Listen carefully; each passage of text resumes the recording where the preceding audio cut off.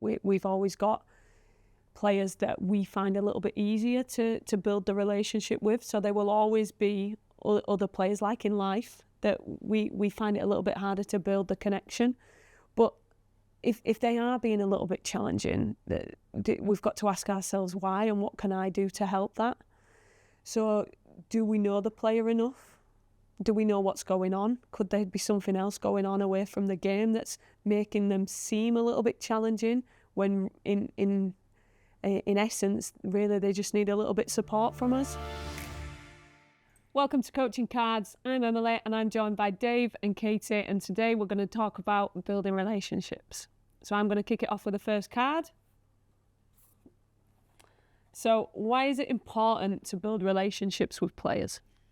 I think building relationships with players are the building blocks and the foundations to creating a good, strong club environment. Making the players feel heard, listened to, valued. It's a really important criteria for a player to actually enjoy playing and feel a part of the club and, feel really engaged with being, wearing the club badge and playing with their friends, playing with their teammates and playing for you as a coach. Absolutely. I think it's really important that players feel valued so that they're engaged. It's the only way that we can start to engage them. And if we've not built that relationship with them as a coach, then they're not going to want to engage with the things that we're saying. So I think you're spot on. I think it really is about building that rapport from the start. And every individual is different. So how we go about that with different players, I'm sure we'll speak about that as we go through it. But everybody's different. So we'll build them relationships a little bit differently with every single one of them. And I think, particularly from the level I come from, I don't think they couldn't care less how much you know until they know you care. And I think you're managing, particularly with adults, not just that person, but their whole families and everything behind them. So to know as much as you can about the person really does help build in that relationship where you can then start to coach them and understand why they are who they are. Brilliant. Next. So what do coaches need to know to build relationships with their players? Emily, I'll come to you first. What do players need to know? Yes. What do coaches need to know to build relationships with their players? I think you need to understand the individual, and that comes from having conversations, but also from observing as well. So observing how they interact with other people, observing how they interact with you, even as simple as what they look like when they come into the session. You really start to learn about the individuals themselves, and that's how you can start to build relationships with them. You've got to understand what makes them tick, and that can't happen unless you do communicate with them regularly. So finding your moments to do that, whether it be in between the sessions, because we're not just talking about speaking to them about football, about what's going on in their life as well. So have they had a good day at work? Or if they're a little bit younger, what was school like this week?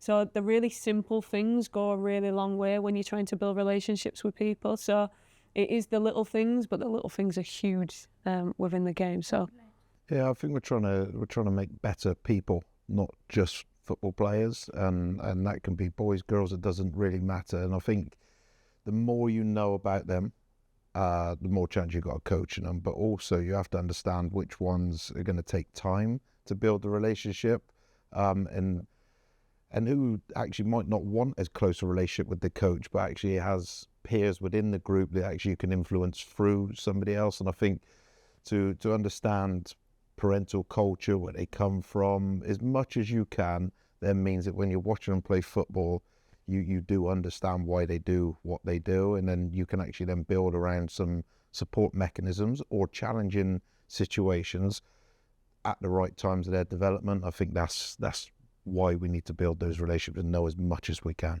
That's a great point, because I think what motivates players will be really, really different. So you might have a player who plays just because they're there for the social aspect. They just want to be with their friends. They want to enjoy it and play with a smile on their face. But you might have ones in the same team that actually want to really further their career, and they're looking at as, coming through the pathway as they're jumping to senior football and beyond. So how do we understand what each player wants across their journey to then actually understand how we can best support them with that? I think it's really, really key. I think which is a really interesting, I find a funny story. So one of my previous clubs I come from, players have played handsomely, so they train 6 days a week, 7 days a week, no problem.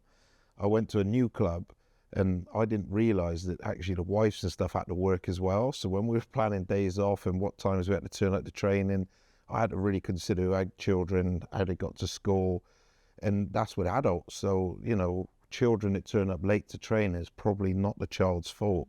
We just have to really understand that, because I think then our language, our body language, the way we speak to them, everything becomes different because of the understanding. And I think ultimately that's where players then find their respect for you. Yes. When they can see that you're doing them things, and that's when the relationship starts to form, when they understand that you're respecting their needs away from the game as well, but also when they're there, they feel safe, they feel looked after. So yeah, that's really important. Next question. Right. How can coaches connect with both the person and the player? I think we just discussed that a little bit, didn't we? So yeah, I think we touched on it. I think it's a great point. I think we all know that the person comes first, player comes after, always. And I think the only way to do that is to understand what the player does away from the game, what makes them tick away from the game, because I'm sure football's a huge part of their life. We know that the players love football, that's why they want to be there. But there'll be other things as well that really excites them. And if we're going to motivate them as coaches, we have to understand what them things are. So with the younger ones, it might be their favourite TV programme. It might be some characters that they really take to in terms of superheroes.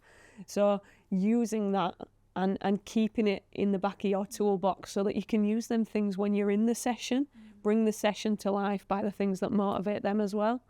So I think it's really important that we have to understand the player first. I love that, and I think you can then start to draw that into who are their role models. So not just, you know, in football, outside of football, who do they really look up to? It might be a big brother. So how's your brother doing? How's he? Is he all right? You know, have you been playing down the park with him again? Just those kind of little conversation starters when they come into training, into match day. Straight away, you're on the front foot with them. You've got them engaged. You've got their trust. And once that conversation becomes two-way, that's when that relationship really builds. But with that, who are their role models on the pitch? Because if they're taking a shot and they're a massive Harry Kane fan, you start to relate that to them. Oh, did you see the goal Harry Kane scored at the weekend? And again, when you're having those conversations, you can see the light bulb in their head and the smiles on their faces, because they feel like you really want to know them.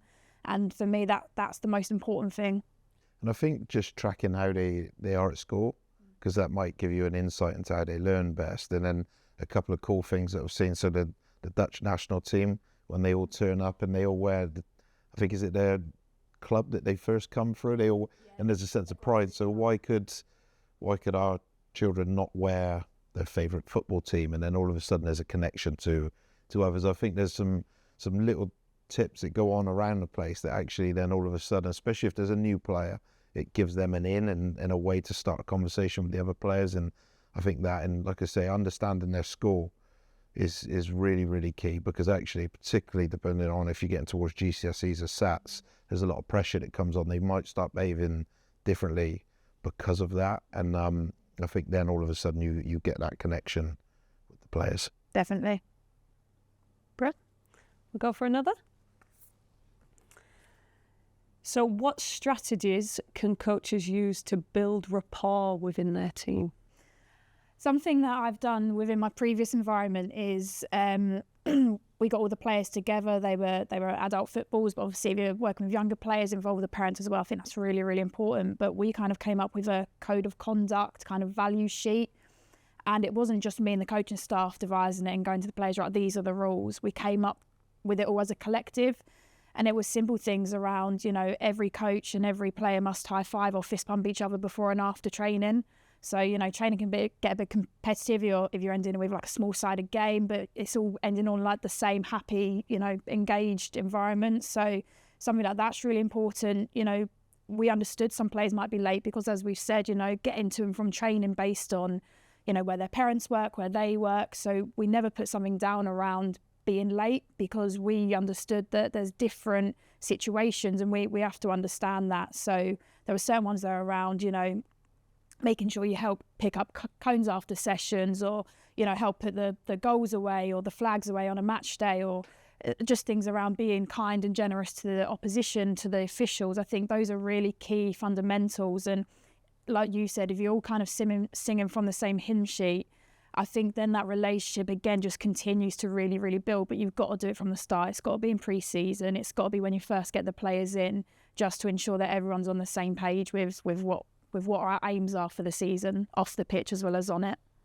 I think that's a really good point. And another tool I've used in the past is I've had game drivers.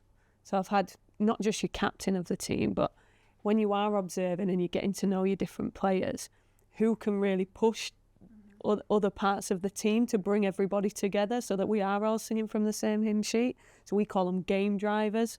So you'll have someone that is really sociable, and they're the one that drives everybody together to bring them together as a social unit. Then we'll have someone that is a little bit more, let's say, strict in the way they want to go about things, and they like things done a certain way. So they'll be the ones that keep the standards really high. And everybody, you start to pull on people's personality traits and what is their strength and what can they really bring to the team. And I think when people realise that everybody has their own personality traits that can add value to the group, they start appreciating one another's different personality as well. And it really pulls everybody together. So it's a nice way to manage difference, that as well. Everybody's different, and let's pull them together as one. Yeah, really good. And some senior things that we've done. So we know when partners' birthdays are. So when you first see them, how was your partner's birthday this morning, child's birthday this morning? We know where they grew up. They do questionnaires when they come in. They can answer if they want to or not. So I think when you speak to them as a person, not a footballer. And I think there's a complete difference. And we would do loads of team meals, for example, not nights out.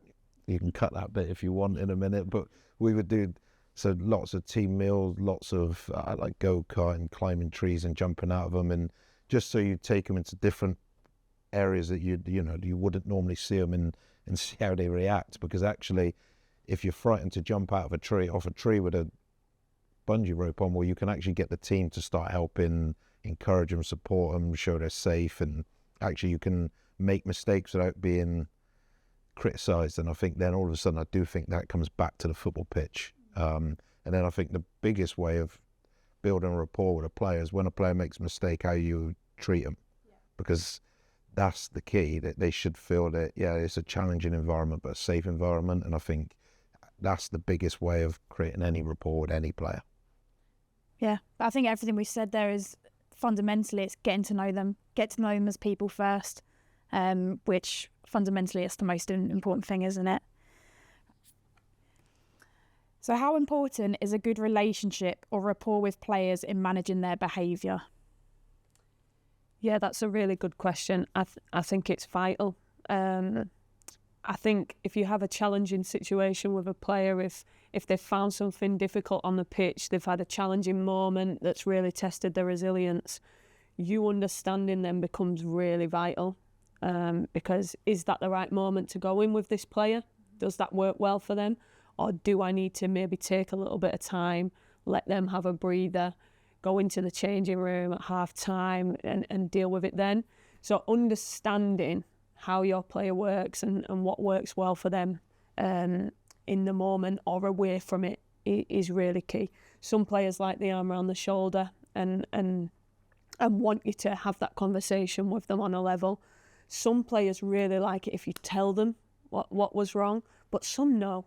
Some will know themselves and don't need that. So again, all of this can't happen until you've got to know the player first. So if we haven't had the conversations with them prior and got to understand what they are like as a person, we won't know how to deal with them situations when they do occur. So it's really important that we've already got that understanding. I think you made a brilliant point. They're not all the same and they all react different. And then if it's a development process, whether you're with adults or children, once you've got the rapport and the trust, you can actually challenge them against what they like, but you cannot do it until you have the trust. Because, for example, for somebody to get better, particularly if they want to go into professional football, male or female side is irrelevant. they might like lots of praise, but they might need to prepare them for what they're going to enter. However, that's end stage stuff. That's not early stuff. That's once you've built years and years of rapport and real understanding, and then you have to communicate with the parents why you're doing what you're doing, because it has to join up. Otherwise, they just think you're not being a nice person, and then all of a sudden you actually break down all the barriers that you build. What I do think along the way is all children, by the time they get to adults, should have experienced almost everything. And that is on the relationship side, on a tech, whatever it is, they should experience everything once. But the skill is to try and match it to when they need it or when they're ready for it. And I think that's the key. We've tried to expose previously within training. So we've, maybe played a game at the end, whether it's a, 5v5, 7v7, 11v11, and we've done different scenarios where we might purposely not give fouls, or it might be a goal kick, we give a corner, just to try to understand how the players react. So some players will be really frustrated and throw their hands up in the air. Other players will it's fine. It can happen 2-3 times and they're really calm, level-headed. And you'll have ones that will absolutely see red. So once you give them those situations in training and get used to those responses, when it then happens on a game day, because we know officials can't see everything, they will miss things. So how do we get the balance right, as you said, around arm around the shoulder, or, telling certain ones, no, just stop now. It's gone. Focus back on the game, what's coming instead of what's happened. So I think, having those kind of scenarios and situations happen in training gives you a good understanding of what they might be like on a game day, to best support them in those situations if they were to occur.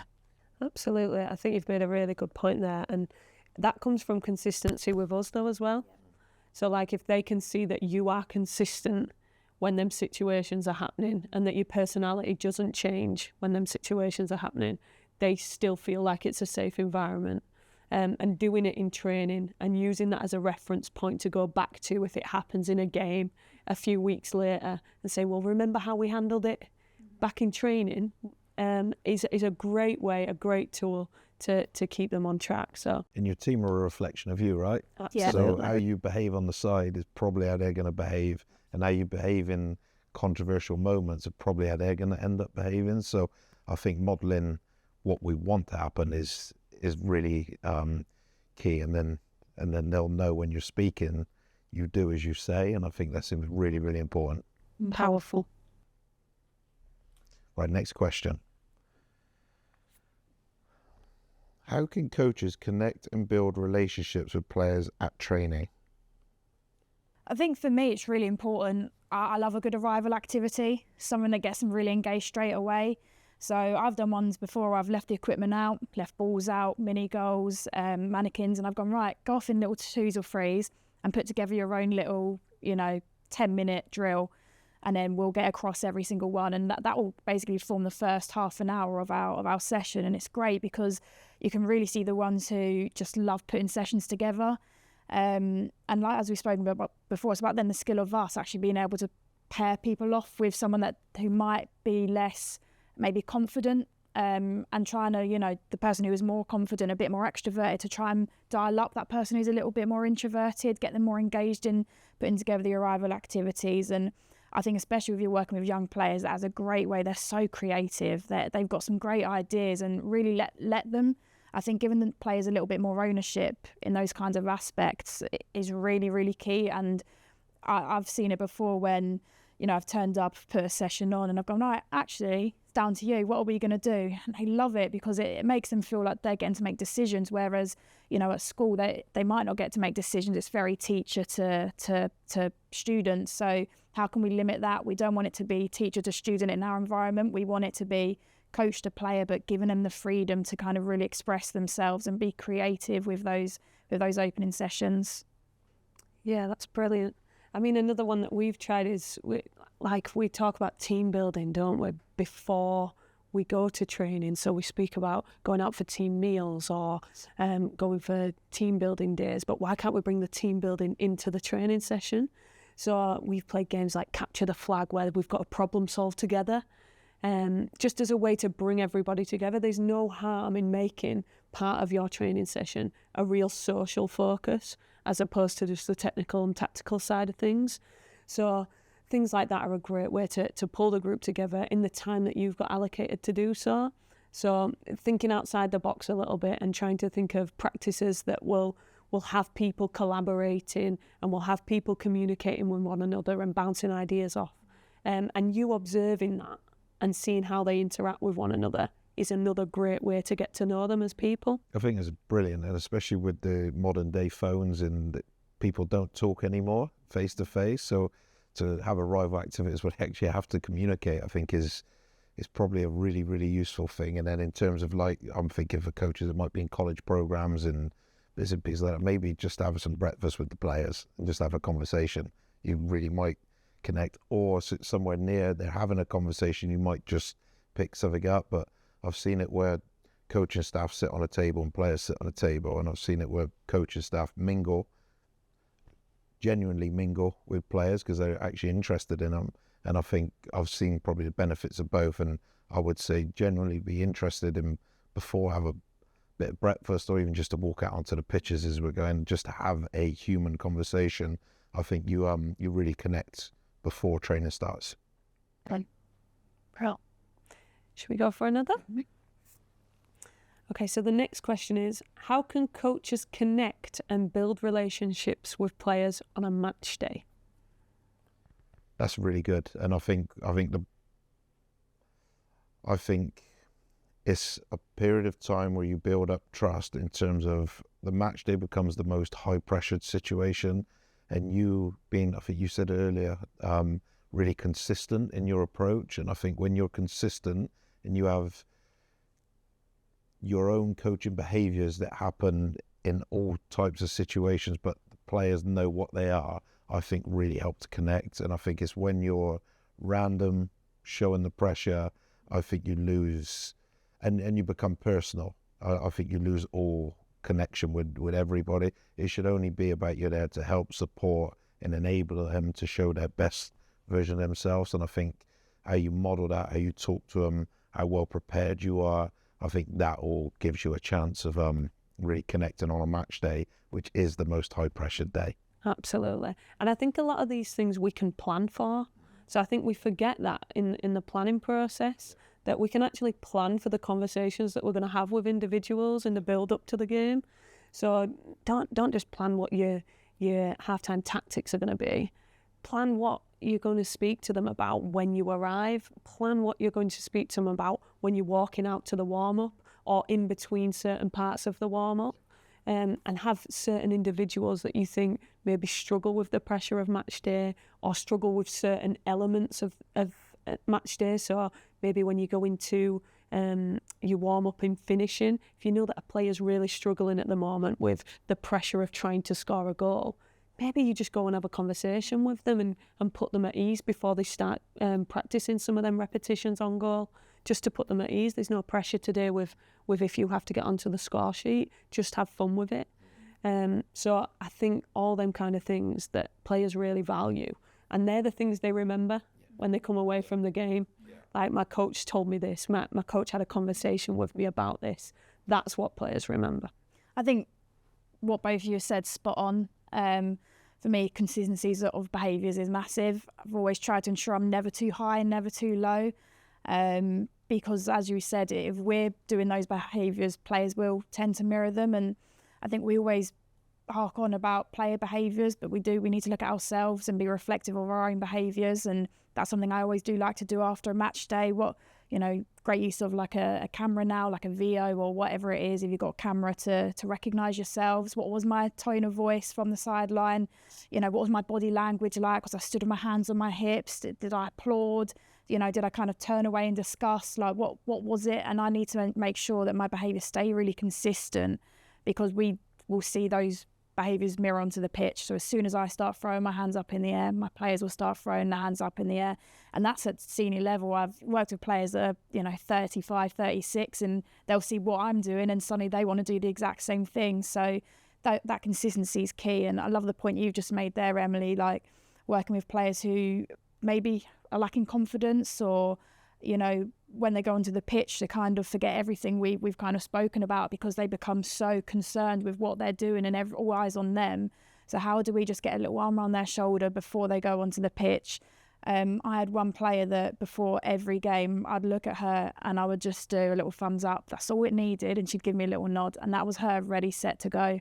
And I know a couple of games that I didn't do that. She was kind of looking towards me to give her that little thumbs up. And something as simple as that, that's not even words. That's just a little gesture. And I think when you start to recognise how players respond to you with little gestures like that on match day, no doubt, I genuinely think that has a positive impact on their performance. And I think you can't miss one of the biggest impacts is after the game. Win, lose or draw, how you debrief. Now, my advice, it might be a little tip, but if you're an emotional person, don't debrief straight after the game.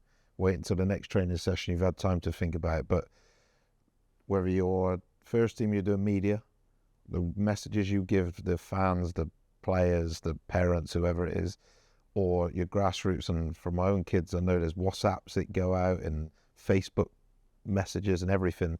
Just be really careful what you say, because all the trust that you've built and you could break with one comment in an emotional moment. And my suggestion would be, if you're emotional, take your time, and we'll look at it in the when the dust has settled at training the next day. And I think sometimes we debrief at the worst time, when actually the players aren't even listening because they've just finished playing.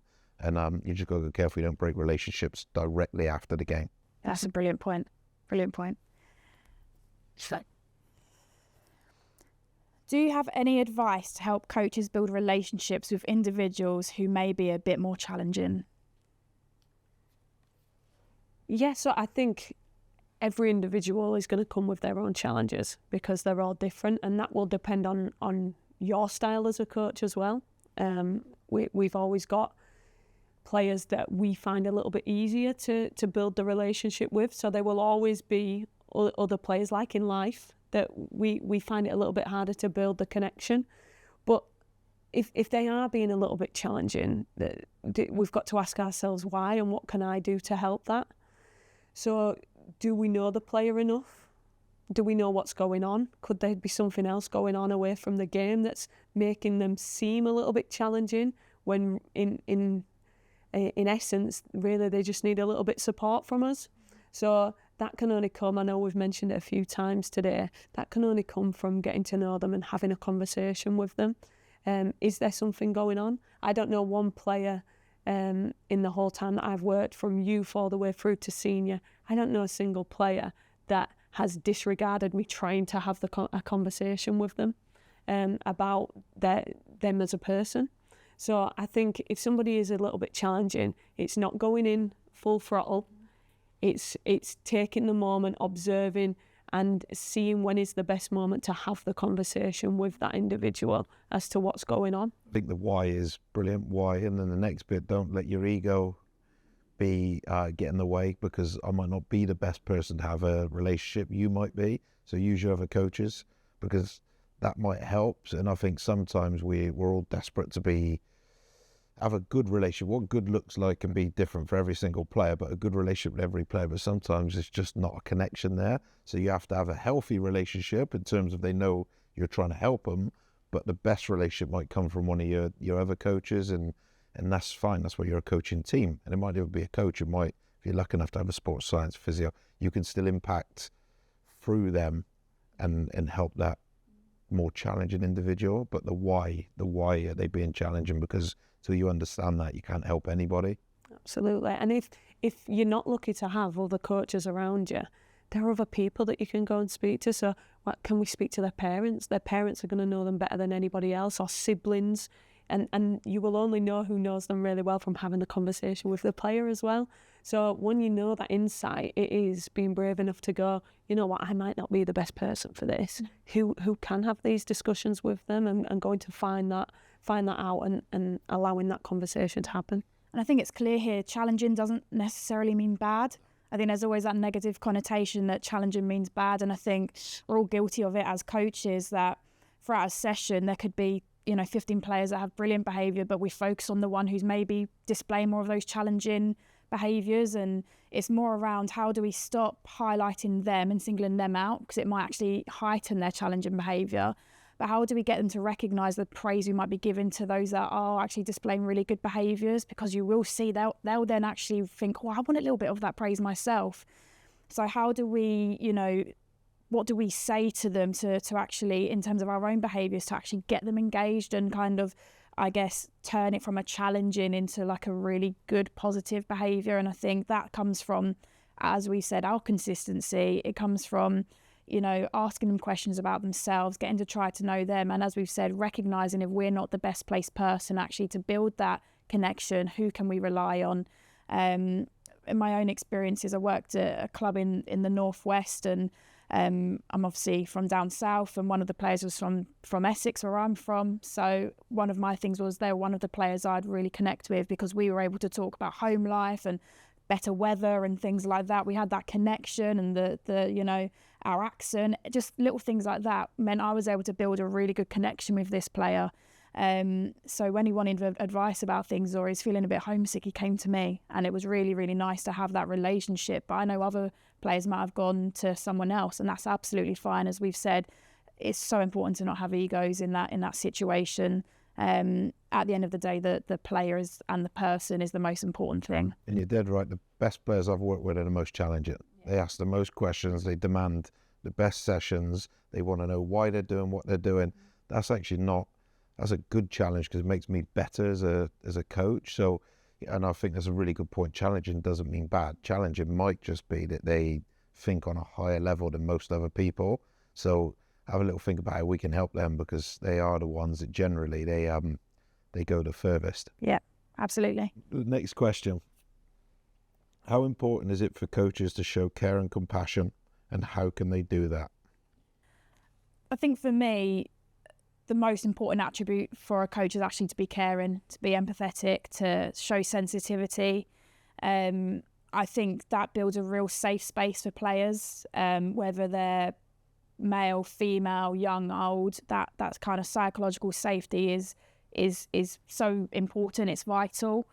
And especially my experiences, being a female player myself, going now into management and coaching, we've alluded to it, but a lot of female players want to know why. They want to know why we're doing this particular session. Why am I playing in this position? Why have I been dropped for this weekend, or why am I on the bench? And they can only come to you with those questions if they feel that there's a level of trust there, and that you're not going to kind of look at them a funny way for them asking those questions. And I think it's so important. I love being asked why. We spoke about challenging behaviours, and those are challenging questions. Why am I not in the team? This session we're doing, how does it relate to how we're going to play on Sunday? Brilliant. That really challenges me, and it's fantastic. And, as soon as we start to have that kind of two-way conversation, and they know that they're in a safe space where they can ask any questions to me, and I've got that level of care, that level of empathy, the ability to put the arm around the shoulder if I need to, the ability to take them away and have a conversation with them. I'm always someone that says, after a game on a Sunday, let's leave it there. Let's actually talk to each other on the Tuesday. Come early and we'll have a proper conversation. And they know that the players can come to me, and they won't be dropped for next week, or I won't be changing my selection just because they're asking me some challenging questions. I welcome it, and I think that's a really important thing for all coaches to recognise, is as soon as players feel like they can ask you those questions, it's because they believe you care, and you built that trust with them. Yeah, it's so important to have the trust, and I think it can be done in such subtle ways to show that you are trustworthy and that you do care. And it might be as simple as following up after the game, and I'm just going to drop you a little message to see how you are. The conversation that we had on the pitch, how do you feel about that since you've gone home and reflected on it? That will go such a long way with the player. The fact that they know that you're still thinking about it whilst they're sat at home thinking about that themselves as well. So it really is the subtle things that mean a lot to players. So, and I think care, compassion, relationship, do what you say you're going to do. So if you say you're going to do something, do it, and then they'll know you care because you've thought later on about it. And I think that would be how I would summarize it, really. Just do what you say you're going to do, and that shows a lot of compassion and care. Is it me? Oh, frick. So what advice do you have to help coaches build relationships when working in different areas of the game? Okay, I guess from my experience with probably 17s to adults, I think you have to consider the key stakeholders around the player. I think that's the biggest difference. So if it's grassroots, you're considering who brings them to training, parents, guardians, their grandparents, etc. And you have to build a relationship with them and the player. And I think that's what separates the age groups a little bit. And obviously at the end that I've worked at, then you're bringing in agents, for example, and advisors into that. And I think if you don't build the relationship with the three, because they become really heavily involved at that stage, and I think the relationship can easily break down if you're not working together for the benefit of that one player. And it's clear that you have to be really, really straight with what you're going after, why, and how that's benefiting the player and the person. I think once you get that, that's fine. It's a really good relationship. But if one of the parts of the support mechanism around the player isn't right, I think you can run into some difficulties. I think obviously when we talk about working with younger players, you've hit on it there. Like onboarding the parents and guardians has to be first and foremost the most important thing, because that's the only way that the players can at 5, 6, 7 years old actually get to training. So recognising who they are, getting to know them, really getting them on board with what we're going after this season, or game to game, week to week. Because as soon as they're part of those messages, they can start actually delivering the same consistent messages to their children.